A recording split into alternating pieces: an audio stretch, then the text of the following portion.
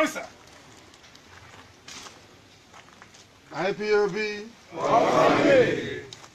IPOB. One family. IPOB. One family. One family. IPOB. Our veterans are here and I welcome all of you once again. Please, you may be seated. Downstairs.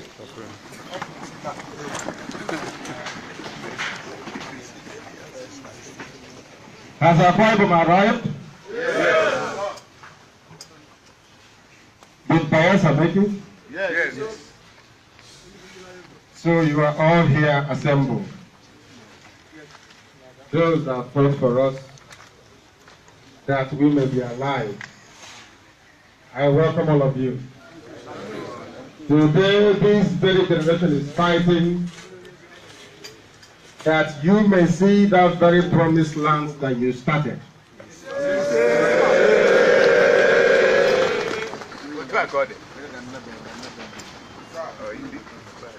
That is why we do what we do. Determined and resolute. We are indivisible. If you decide to divide yourself, that's entirely your business. But I believe that this is the entirety of all the veterans we have in Biafra land. Is that correct? Yes. Are people missing? No. They are missing. The date? Some of the veterans died yesterday. Oh, dear. That made them even. So I'm not well. Oh, no. That you are all together now as one. Yes. One body. Yes. You have elected your officers, is that correct? You have leaders, or not at the moment? Then I came out too early. It is not for me to decide who is going to lead those that fought that I can be alive. It is your responsibility.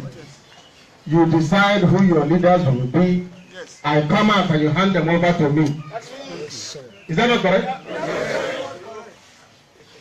I wasn't there when you were fighting, or what your skills are, or when you led men into battle. I wasn't there. So it's for those of you and your comrades in arms that knows your capability that will appoint you as their leader or their deputy or whatever position they see fit. Yeah. Then when I come out, they say, these are our leaders. And then I work with them. Yalosa is here. I know some of you who are very credible men. But I did not fight with you, sir. Yes. I won't tell you where I was then, no. But I didn't fight with you. You fought. So you know each other better than myself. Yes. So I will leave you. Here today, before you leave, you will appoint those that will lead you. Okay. Do you understand me? Yes. And you hand them over to me. Okay. And then your debt will be done. Nobody coming again and saying this is veteran group, another veteran group, another veteran group. And then when we speak with one mind and one purpose, determination. Some veterans went to Anambra to go and promise the governor that they are going to do. Yes, they did. They were given 4 million naira. Before they left there, they tore the money to pieces. They said, wait, let's go home and share it. They said, no, we share it here. In front of the governor. I'm telling you the truth. When we say there will be no election, it's for a reason and a purpose. Yes. Yes. We are not mad. We know what we're doing. If we say don't vote, it's for a reason. When we say sit at home, it's also for a reason. Yes. We are not doing it for fancy. Every step we take in IPOB is designed to bring Biafra closer. Every step we take. after the 30th of May sit at home, has the zoo been the same ever since? Has it been the same ever since? No, sir. Everywhere is on fire. After the 18th of November, the zoo will be buried completely, never to rise again.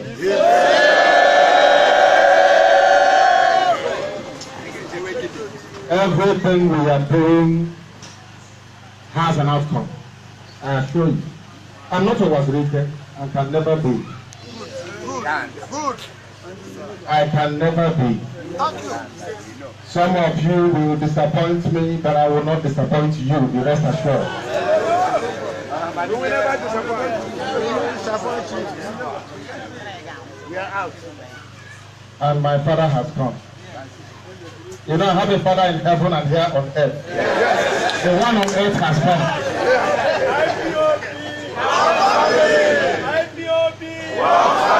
One family.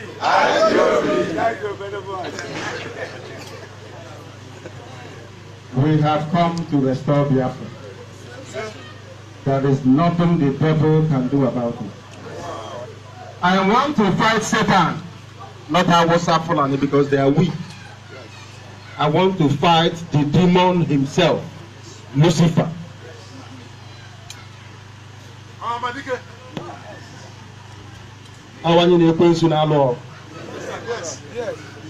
It's a very serious battle if you don't know.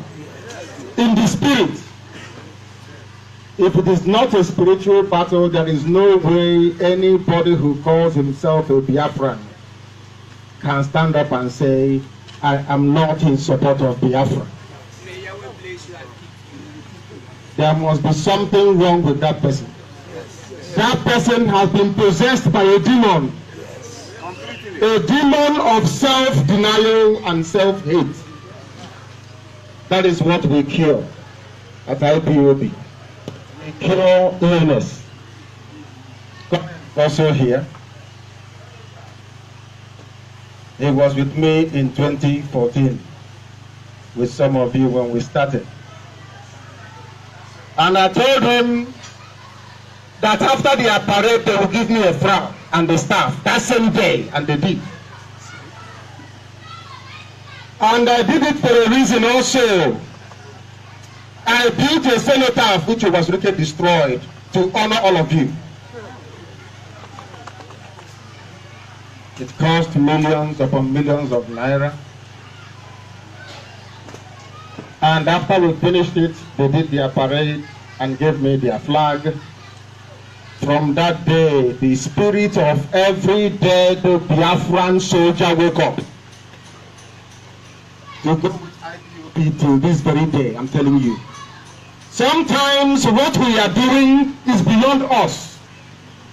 When I go into Radio Biafra behind a microphone, I am telling you the gospel truth.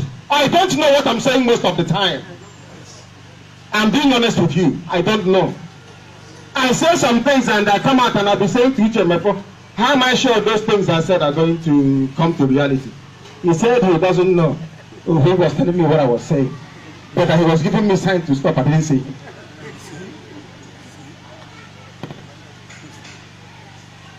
And they have been with us since then.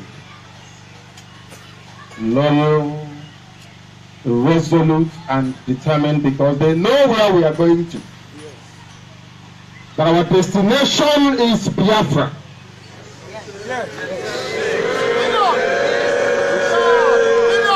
There is nothing Hausa Fulani intimidation can do. I say nothing. Nothing, they will not do anything. Those who are foolish enough to be afraid of them that serve them in Abuja and in Lagos and in various other political positions, today they are in shame and disgrace. I'm sure you know Charlie Boy, Oputa. Today he was chased away from Wuse Market by Fulani Al-Majri. Yes, they were stoning him today. They ran away from the market. They wanted to kill him. He believes in one Nigeria. Anybody who is a Biafran and you believe in one Nigeria, there is something wrong with your brain. You need help. Anytime you go to your local Pentecostal church and they do what they call the altar call for deliverance, go and join them because you need deliverance. If you say you don't want Biafra, you need salvation in your life and in the life of your family. Biafra is the only hope we have, the only way forward, the only salvation we can see and feel. Nothing more, nothing less. So as our veterans, you have an enormous responsibility to make sure that we do not fail. That is the job of elders, to make sure that the young ones are not misguided, that they are always guided in the truth and in the path that will lead to our salvation, individually and collectively. Biafra does not belong to me, does not belong to my family. I was very happy yesterday. I saw a very, very important man, I must tell you, very important, yesterday. And he said to me, I support what you are doing 100%. I said, why? But I don't expect it from somebody like you. He said, because what you are doing is bigger than you. It is too big that we don't even see you anymore. What we see is that thing that is around you when you are coming, and it's too big. I am just a mere vessel, an instrument to convey this divine message to all of you.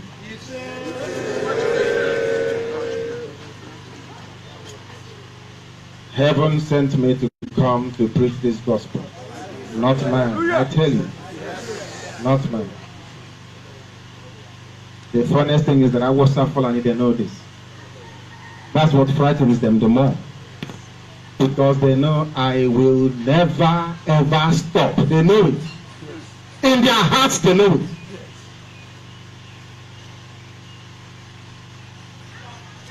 When they refused to release me, they said I will not come to court. And I said to my lawyer that those saying it, they know me very well.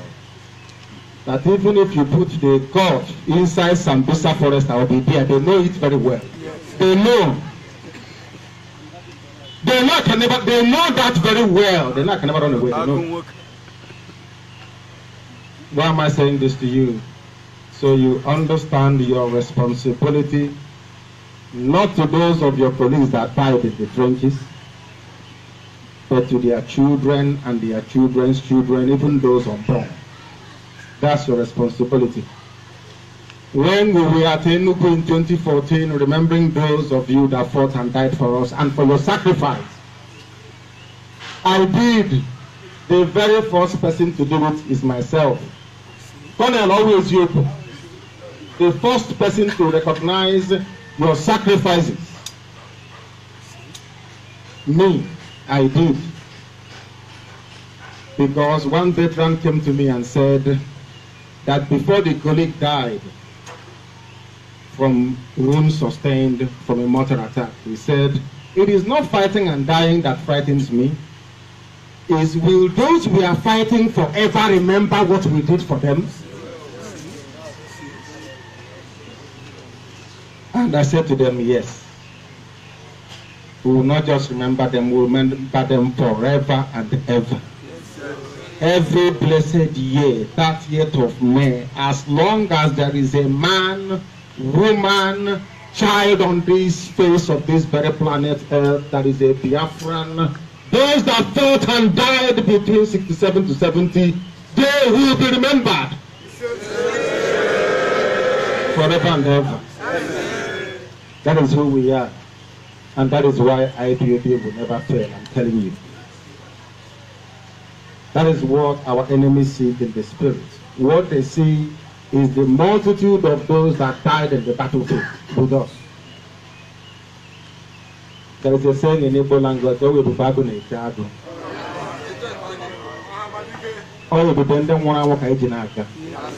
we rise up, our enemies they run away. Ask those that met us at April. They ran away. When we confront our enemies, they run. Because we are on the side of truth and righteousness. And they know it. I want to be on my own is not a crime. It is not a call to war.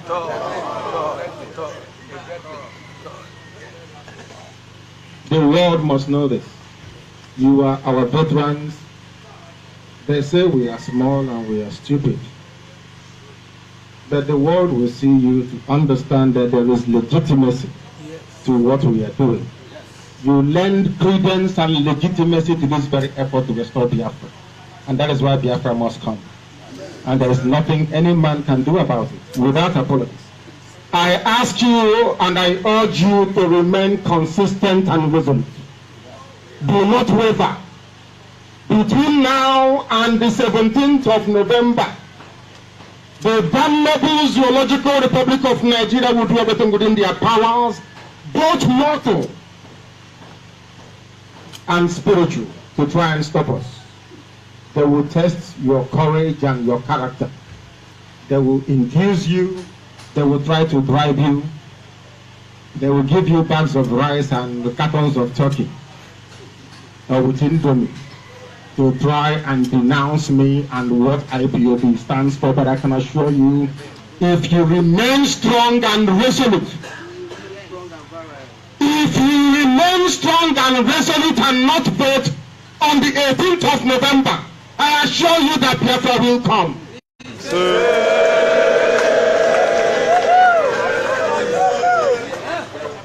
Understand the logic very well. We have no guns and we have no bullets, we have no mortars, we have no sword, we have no knives, we have nothing. The Sultan of Sokoto have said no to restructuring. Some of you don't know that he is the chairman of the Traditional Rulers Council of Nigeria. Do you know that? Yes. Do you know that he will remain that chairman until he dies? His child or whoever will take over as the Sultan of Sokoto, that one also automatically becomes the chairman of the Council of Traditional Rulers in Nigeria. Don't you know that? It's a lifetime position for them. And he has spoken.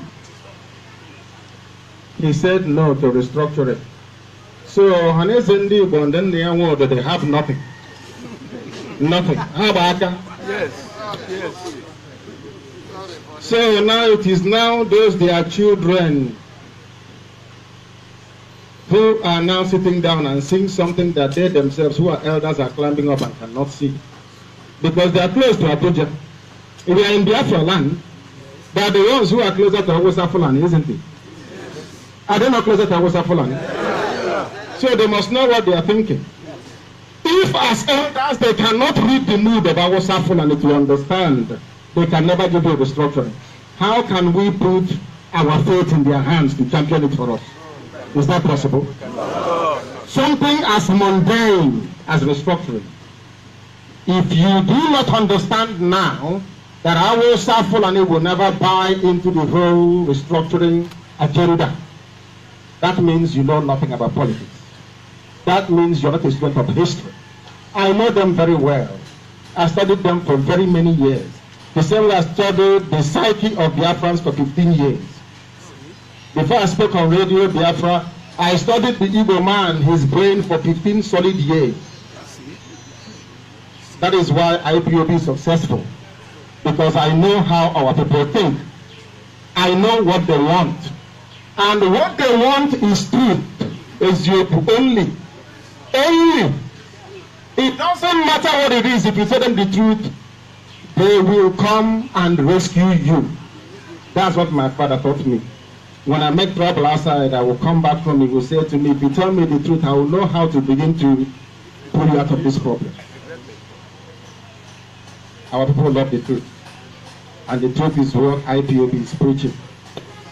I will never ever sell you short. Be rest assured of that. Never ever ever. We will not abandon our people in Cross River, in Akwa Ibom, in River State, in Bayelsa, in Delta, and in Lower Benue. I said Lower Benue. I did not say the whole of Benue. I said Lower Benue.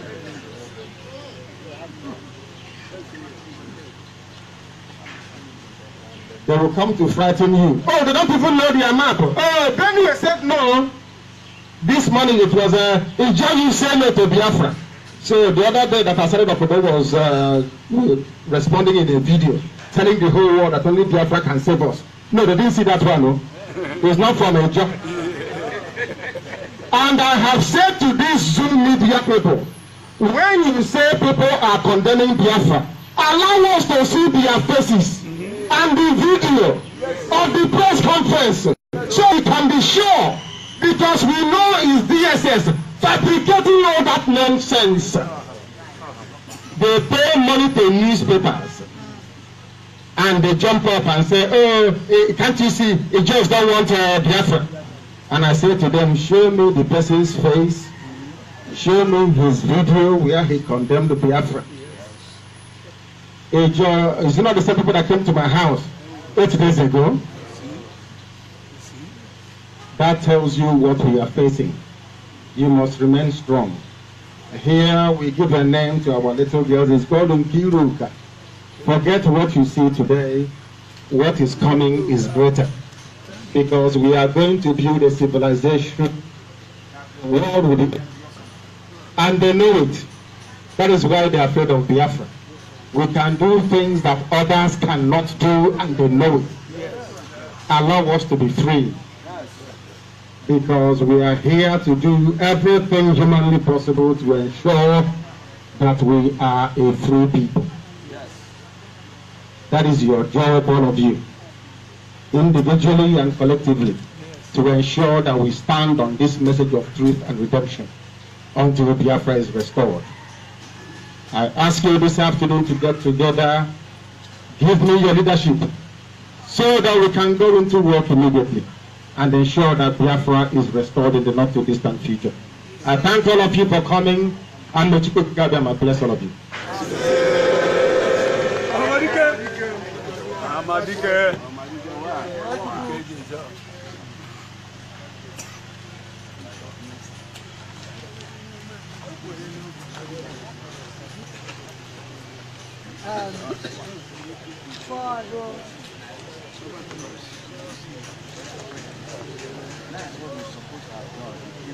Oh, dear Biafra, we are the living heroes. Please, we own and new soldiers, lend me your ears. You have heard the Commander-in-Chief speaking and spoke. My comrades in arms, I earlier told you that today we set up the administration of the military. Is that what I said earlier? Yes. Now, those who have fought the war, the gurus, you know what it means to bring in leadership. It all means your performance during the war and now.